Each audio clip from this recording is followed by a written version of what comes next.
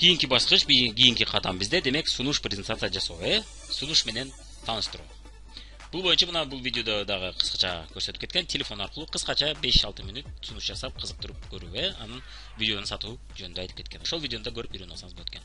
Эми биз көптөгөн мисалдарды көрүп кетели. Негизинен бул жерде мына FAB деген техника бар, мына FAB Features, Advantages, Benefits деген экен да, англисче. Кыргызча мүнөздөрү, свойства, орусча характеристикалары, артыкчылыктары, преимуществолору орусча, конкурент утуштары. Анан үчүнчү пайдасы, утуштары, выгодалары, ал адамдын утуштары. Ушул жөнүндө сүйлөшөт экенбиз. Көпчүлүк адам эмнегедир мүнөздөрүн да айта албайт, кээ пайдасын айта берет, бирок мүнөздөрүн айтпайт. Кимдир бирөө мүнөздөрүн айта алат, характеристикаларын, бирок пайдасын айта албайт. Ошон үчүн алардын презентациясы өтө начар. Клиент кайсынын алышын билбей кыйналат. Анан наугат билип-билбей алып көрөт. Анан жаман экен сенин товар, жаман товар, сен айткан товарың туура келбейт дейт, Бизге да ошондой кардарлар бизди күнөөлөбөш үчүн, биздин адамдар бизди күнөөлөбөш үчүн, эртең биз жаман көрбөш үчүн биз мүмкүн болсо үчөөнү тең айткан аракет кылышыбыз керек экен, Өзгөчө кыйыныраак сатуучулар мүнөздөрүн айтат, бирок пайдаларын айта албаганда да болот. Эгерде сиз мүнөздөрүн айтпай эле койсоңуз, мен мурун мүнөздөрүн айтпай, пайдасын эле айтып кала дечилем. Анда эмнени байкадым? Адамдар пайдасын эле айта берсеңиз, ал адамдар ишенбегендей мамиле кылат. Алдап атасың да сен лишбе ушундай кылат деп атасың дегендей мамиле кылат. Ошол себептен мүнөзүн айтып, анан пайдасын же артыкчылыгын айтышыбыз керек экен, Эми бул жерде артыкчылыгы менен пайдасынан адашышыңыз мүмкүн, кичине башыңыз айланышы мүмкүн. Эч нерсе эмес. Экөө бири-бирине көп жагынан окшоп эле кетет. Адашсаңыз эч нерсе эмес. Главный сиз мүнөз, эң негизгиси сиз мүнөзү менен артыкчылыктары, пайдасын айтышты билсеңиз болот. Мүнөздөрүн айтып, анан артыкчылык, пайдаларын айтат экенбиз, Демек мүнөздөрү, свойства көрүп кетели. Мына мисалы үчүн фабелик бул өтө жөнөкөй бизнес. Жана көпчүлүк адамдарга түшүнүктүү, жана дайым керек болгон товарларды чыгарат. Мүнөз, мына жөнөкөй деп атабыз. Артыкчылыктары. Фабелик чыгарган товарга кардар табуу аябай эле жеңил. Ушул себептен деп атабыз, мына. Жөнөкөй болгон үчүн. Мисалы, кальций эмнеге керек экенин түшүндүрүп отурганга караганда, шампунь же тиш пастаны сунуш кылуу кыйла жеңил. Туурабы десеңиз? Мисалы үчүн кальций жөнүндө түшүндүрүшүңүз аз кыйын, сиз айта албайсыз. Ал эми жөнөкөй эле любой шампуньду айтып берчи, колдонуп көргөндөн кийин десе, сиз айтып бере аласыз. Тиш пастаны да айтып бере аласыз, туурабы? Ага көп ал жөнүндө көп айтыштын да кереги жок. Эмнеге кальций жеш керек деп айткандай, эмнеге шампунь менен башты жууш керек, эмне үчүн тишти жууш керек деген сөздөрдү айтып отурбасаңыз деле, так эле адамдар билет, Ошон үчүн буга кардар табуу оңой экен. Анан пайдасы утуштары. Бул иште заказ алып, кошумча акча иштеш үчүн жарым жыл илимин окуштун кереги жок. Жана бул продукцияларга кардар табуу кыйын эмес, аябай эле жеңил. Демек бул себептен адам табуу дагы салыштырмалуу кыйла жеңил.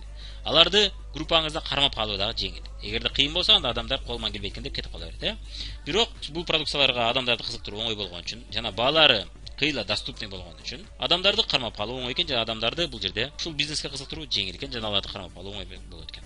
Анткени бул товарларга элди кызыктыруу жеңил болгон үчүн, ал адамдар тез эле колуман келбейт экен деп таштап койбойт экен. Мына ушинтип айтат экенбиз. Дагы мисал көрүп кетсек, бул телефон пластмассадан жасалган, айнеги металлопластик, процессор 6-ядерный, камерасы 13 мегапиксель, 5 линзалуу, экраны айталы 25 дюйм. Анан сырты болсо мындай капталган, айнеги болсо мындай капталган деп айтышты баштасак, адам эмне болот? Сизге кызык болобу, кызык болбойбу? Эгерде сиз телефон сатып иштебесеңиз. Түшүнөсүзбү, түшүнбөйсүзбү буларды? Мен деле, сиз деле эч ким түшүнбөйт, и что 6 ядерный болсо эмне кылайын? Мага нормально жакшысын берип дейбиз, Түшүнбөсөк телефондорду, Ал эми жакшы сатуучу болсо, муну жөн гана айтпастан экөөнүн бири айтат экен. Мына мисалы үчүн, бул телефон ушундай пластмассадан жасалган. Ошол себептен түшүп кетсе дагы анча сына бербейт. Көпчүлүк учурда дейт экенбиз, Процессору 6-ядерный, сиздики 2-ядерный экен. Сиздикинен 3 эсе күчтүү иштейт бул. 3 эсе. Мисалы үчүн мурун WhatsApp'та сиз 5, 6 деп санагычан ачылса, бул жерде 1 деп санагансыз, 2 деп санагансыз, ачылып калат. Камерасы почти азыркы профессионалдуу камерадай күчтүү татат. Сиздики анча эле слабый экен деп айтты. Анан адамдар жылып кетсе дагы мутный болбостон жакшы тарта берет. Наркы марканы, мисалы үчүн могул жерде мына сизге буга чейин көрсөткөн марканы сиз 18 миң алсаңыз, бул марканы сиз 13 миң сомго алтасыз. Экөөнүн күчү бирдей эле, ичи бирдей эле көбүнчө. Болгон аты башка деп туруп айтабыз. Же болбосо бул айталы күчтүү марка болсо, бул маркада, бул телефондорго 3 жыл гарантия берилет, а тиги арзандарга 1 жыл берилет. Сиз 3 жыл бою бузулуп калат деп коркпой иштетсеңиз болот. Ичиндеги номерлер да өчүп кетпейт. Ал эми наркы телефон 1 жылда бузулуп калса билесиз. 1 жылдан кийин дагы контакттарыңызды алмаштырсаңыз, 1 жылда уже корко баштайсыз. 1 жыл сайын алмаштырыш дагы контакттарды көчүрүш да кыйын билесиз. Номериңиз өчүп кеткенде ал адамдарды табыш кыйын билесиз. А бул телефондо сиз 3 жыл бою көтөрүп жүрөсүз, 3 жылга жакындаганда гана номерлерди алмаштыра баштайсыз. Же көчүрө баштайсыз жаңы телефонуңузга. Уже даярдан деп айтат экенсиз, Мына түшүнүп калдыңыз окшойт. Ушинтип биз презентация жасаганда ушинтип жасаш керек экен. Эми презентация жасаганда дайым эсиңизде болсун, кызыкчылык, проблема, муктаждыкка жараша жасалыш керек экен да. Анын муктаждыктарын, анын кызыкчылыктарын билип, мисалы үчүн айталы телефон сатып атканда, ага бизнес класс керекпи. Бизнес класстар көбүнчө 15 миңден нары, 10 миңден 15 миңден нары болот, Бюджетный варианттар 10 миңге чейинки, 12 миң, 15 миңге чейинки телефондар булар бюджетный варианттар. Ал эми люкс варианттар булар билесиз 30 миң, 40 миң дегендер. Ошону билип туруп, примерно кандай бюджетке керек деп туруп, анан кийин сунуш кылган туура болот экен. Мына ушул жерде дагы сиз ошо анын муктаждыгына жараша сунуш кылат экенсиз, мүмкүн болсо. Фабрикте билесиз, базовый уход бар, курсовой уход бар. Ошого жараша сунуш кылган жакшы болот экен. Ал эми бизнес сунуш кылып атканда азыр көрүп кетесиз, көптөгөн мисалдар боюнча түшүнөсүз. Мына мисал үчүн сиз сүйлөшүп атасыз, Арифемде иштеп көргөм деди. Жакшы, көбүнчө заказ алып иштедиңизби же группа түзүп иштеп көрдүңүз беле дегенде, заказ алып иштеп көрдүм деп айтып атты. Мен жакшы, эмне болуп иштебей калдыңыз десе, төрөп үйдө отуруп калдым, анан чыга калдым. Уже иштебей калдым да, анан кийин ошо токтоп калды деп айтышты мүмкүн. Азыр эми чакырса иштей бериңиз кайра десеңиз, мен силерге айтат. Айткандай, жакшы, анда иштей беле десе, жакшы, анда сиз ошол эле компанияны көрбөстөн биздин вариантты деле көрүп кое берсеңиз болот экен. Экөөнү салыштырып көрүп, анан кааласаңыз экөөнү иштеп көрөсүз, кааласаңыз экөөнү тең иштеп көрүп, бирөөнү тандап алсаңыз болот, ыңгайлуу. Мен азыр фабриктин күчтүү жактарын сизге айтып кетсем деп айтып барса экенсиз. Арифемдин продукциялары көбүнчө доллар менен келген үчүн азыр кымбаттап кетти. Эл мурункудай көтөрө албай калды. Фабриктин продукциялары 2-3 эсе арзан болуп калды. Эл баасын көрүп чочугандын ордуна бемарал алышат, заказ көп болот. Шак жабыда кыйла жеңил. Мисалы үчүн тиги компанияда 6 миң сомдук шак алып жасасаңыз, бул фабрикте болсо, кааласаңыз 2,5 миң сомдук, кааласаңыз 5 миң сомдук заказ менен шак жапсаңыз болот экен деп айтып барса экен. Бирок эч убакта эсиңизде болсун, башка компанияны эч убакта жамандабаңыз. Болгону салыштырып, күчтүү жактарын гана айтып коюңуз. Анан ары жакы болбойт, ал же болбогор компания, ал жерде өтө кыйын иштөө дебеңиз. Болгону салыштырмалуу, бул жерде жеңилирээк деп гана айтсаңыз болот экен. Өзүңүздүн күчтүү жактарды айтсаңыз болот экен. Биздин компания. Анан мүмкүн болсо дайым кардар түшүнө турган тилде сүйлөңүз. Өзүңүздүн профессионалдуу тилде сүйлөңүз. Мисалы үчүн бизде холодный контакт, муздак контакт, жылуу контакт деген бар. Кардар менен жаңы келаткан адам менен сүйлөшүп атканда аны эч убакта айтпаңыз. Айтсаңыз да түшүндүрүп турган айтыңыз да, эгер колдонуш керек болсо. Мына кээ бир сатуучулар өзүнүн профессионалдуу тилинде сүйлөй берет. Мисалы үчүн, бул кожа, бул дермантин деп айтат. Но мен үчүн мисалы үчүн кожа менен дермантин айырмасын билбейм мен. Эми бут кийим болсо билем, дем алат, билесиң. Дермантин кийип алсам жыттанып кетет.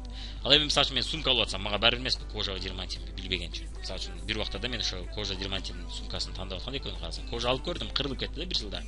Жакшы сапатта алдым, бирок кырылып кетти. Мен көп көтөрөт экенмин, көп жакка колдонот экенмин. Стройкада жүрдү, ал сумкамды колдонуп. Ошон үчүн кырылып кетти. Анан кожа менен дермантин бирдей эле окшойт. Мен бир жылда бир алмаштырган жакшы. Мисалы үчүн, бут кийимдерде ошо ойго келдим. Мен эмнегедир жаман кием, мен ар жерде тебип басамбы, чыгсам мен ар кандай жерде жүрөм, стройкада жүрүп калам. Бут кийимдерим тез эле кырылып кетет. Мына жакында кымбат бут кийим алдым эле, бир сезон кийип кырылып калды уже. Ошол себептен мына кожа дермантинди сураганда да мына профессионалдар өздөрүнүн тилинде мага бул кожа, бул дермантин дейт. Мен аны сурайм көбүнчө. Айырмасы эмнеде? Бул кожада бул дермантин. Жакшыраак түшүндүрчү дейм. Эмне болот? Кожаны алып колдонсом, эмнеге ал келет? Дермантинди колдонуп жүрсөм, эмне болот? Айталы, жарым жылдан бир жылдан. Же ысык суукка эмне болот? Деп сурайм да, десем аны айтып беришет.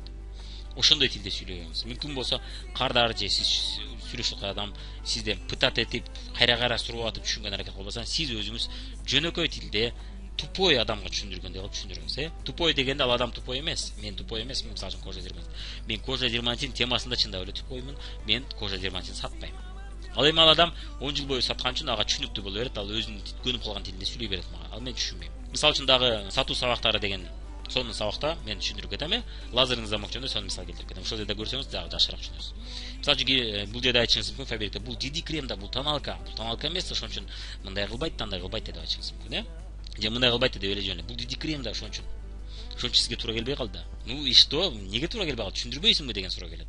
Ошону дайым түшүндүрүңүз. Кардар өзү сурамайынча. Көп кардар түшүнбөйт, сурабайт, сураштан уялат. Сиз өзүңүз сураса да айтышыңыз керек, Ошон үчүн профессионалдуу тилде эмес, жалпак тилде, эл түшүнгөн тилде. Сиз ал темада иштеп, ушул теманы билип алганыңыз менен ал адам билбеши мүмкүн. Ошон үчүн кыскача түшүндүргөнчө айтыңыз, Фабриктин шампундары жөнүндө айтып бериңизчи деген суроо берген бир адам, көп эле 2-3 адам сурады. Анан башында мындай келди. Ушунчалык ушуну да түшүндүрүш керек эме, бул түшүнүктүү эле тема го деген ой келди. Бирок ушунчалык тупой болобу деген ой келди. Бирок ал адам тупой дегенде башы иштебейт деген мааниде эмес. Бул ал адам просто сулуулук темасынан алыс. Балким ал бухгалтерия темасын күчтүү билет, балким ал кийим тигүү же үйдө иш кылуу темасын өтө жакшы билет. Бирок сулуулук темасынан алыс болушу мүмкүн. Андыктан ал ушул теманы түшүнбөгөндүктөн сурап атат. Бул нормалдуу көрүнүш. Же болбосо анын эжеси жана башка бирөөсү жок, ага айтып берген шампуньдарды туура тандоо жөнүндө. Эч ким айтып берген эмес. Андыктан ал билгиси келет. Ошол себептен ошого суроолорду берди. Бул нормалдуу суроо. Тырмакчага алып сүйлөсөк, бул тупойдун суроосу. Тупой дегенде жаман мааниде эмес, жакшы мааниде. Бул темада тупой да. Биз баарыбыз башка темада тупойбуз. Мисалы үчүн мен айтайлы, мен машинанын техникалык көрсөткүчтөр жагында мен тупоймун. Машинаны оңдоо темасында мен тупоймун, чынын айтсам. Бирок компьютер жактан бир аз кыйла эле жакшы билем. салыштырмалуу. Кимдир билет тескерисинче. Телефон темасында почти тупоймун, почти. Көпчүлүк адам тупой билесиз, телефон темасында.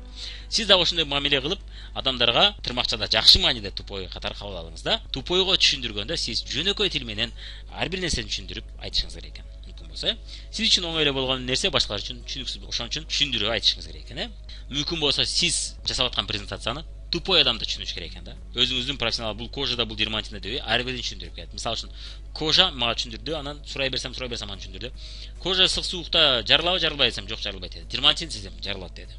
Түшүнүктүү. Эки отаң бир жылы мен ар жерде көтөрүп жүрсөм, эки отаң кырылабы десем, ооба деди.